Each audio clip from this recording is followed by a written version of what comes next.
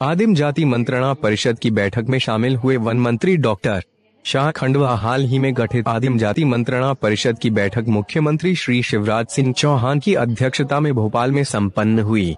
बैठक में प्रदेश के वन मंत्री कुंवर डॉक्टर विजय शाह खंडवा के NICVC रूम से वर्चुअल माध्यम से शामिल हुए।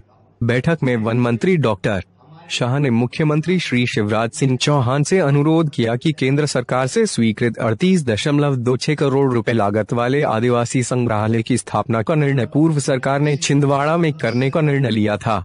चूंकि वहां पहले से ही आदिवासी संग्रहालय स्थापित है, इसलिए इस नए संग्रहालय की स्थापना छिंदवाड़ा में न करते हुए आदिवासी बहुल शहडोल या उमरिया जिले में की जाए, जहां की भगवान बिरसा मुंडा की मूर्ति की स्थापना राज्य सरकार द्वारा की जा रही है।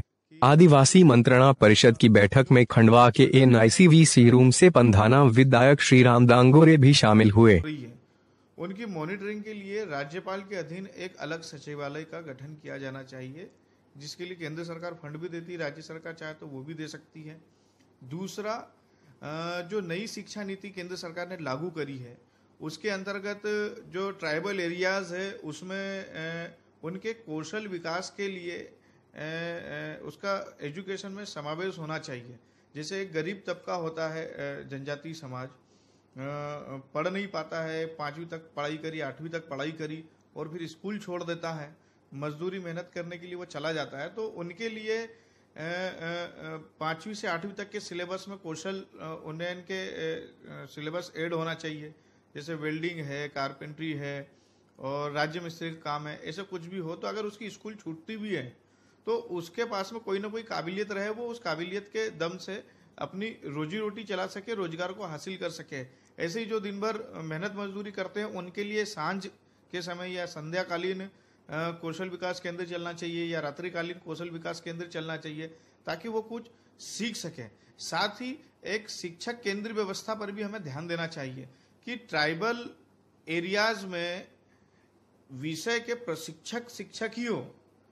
जनरली देखा गया है कि जिस विषय को टीचर पढ़ा रहा है उस टीचर को ही उस विषय की जानकारी नहीं है, तो प्रशिक्षित शिक्षक ही केंद्र की व्यवस्था से वहां पर जाना चाहिए। अभी मैंने बंगाल के शांति निकेतन का उदाहरण दिया कि वहां पर आज भी पढ़ाई पेड़ के नीचे होती है, लेकिन उनके जो शिक्षक हैं वो सबसे प्रशिक्षित है और एजुकेशन वाले पार्ट में वो सबसे आगे, बच्चों के अच्छे रिजल्ट आ रहे हैं।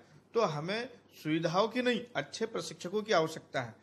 तीसरा एक ये कि जनजातीय संस्कृति, सभ्यता, बोलचाल, भाषा, वेश रहन सहन, इसको अगर हमें संरक्षित रखना है तो प्राइमरी एजुकेशन जो है, क्योंकि मैं माध्यमिक शिक्षा मंडल का भी सदस्य हूं, तो जो प्राइमरी तक का एजुकेशन है उसमें मातृभाषा को ऐड करना चाहिए।